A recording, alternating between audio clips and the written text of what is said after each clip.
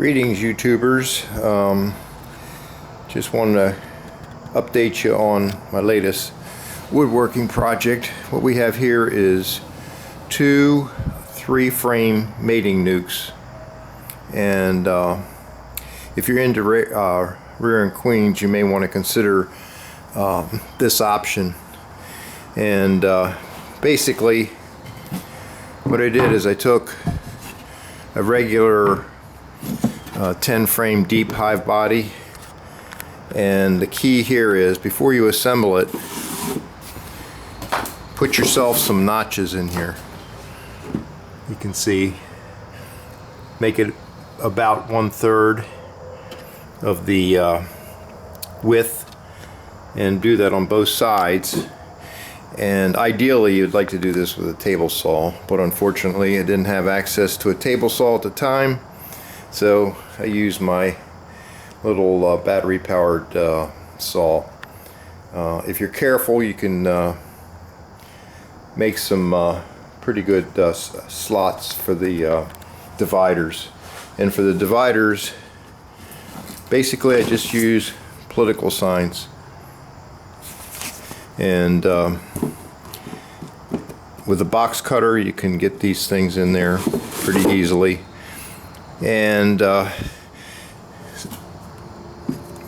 one thing is, you want to make sure that they slide fairly easily, because the bees do put propolis in there, so it'll make it difficult. But even if you damage them, since they're political signs and they're basically free for the taking, it shouldn't be a big issue. With lumber prices the way they are, you have to try to economize. And for the top covers, basically this is some old rough sawn pine that I had from the old house. And what I did is I drilled 1 5/8 inch holes in it for feeder jars if required. I'm planning on putting some number 8 hardware cloth on there too, so the bees can't easily get out. So this serves double duty, i.e. I could use this either as a 10-frame deep or a 3-frame mating nuke. And next spring, at least in the spring, I'll probably be using it for mating nukes. So that gives you a chance to mate six queens here. And the only thing I have to do left to do is cut some small notches in the side for access to each end here, and in the front I'll probably use just a regular entrance reducer. I'll have to custom cut one.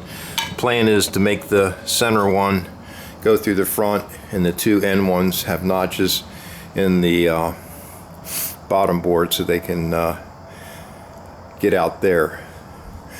So the only tools, like I said, you need, well, you need a 1 5/8 inch hole saw to drill for the feeder jars, if you want to use feeder jars, but you can use whatever you want, soda bottles, whatever you have handy, and a circular saw. I just find the battery powered saws easier to control because they're much lighter than an electric one, but if you have a table saw, it's probably ideal to use a table saw. You can get much more accurate cuts.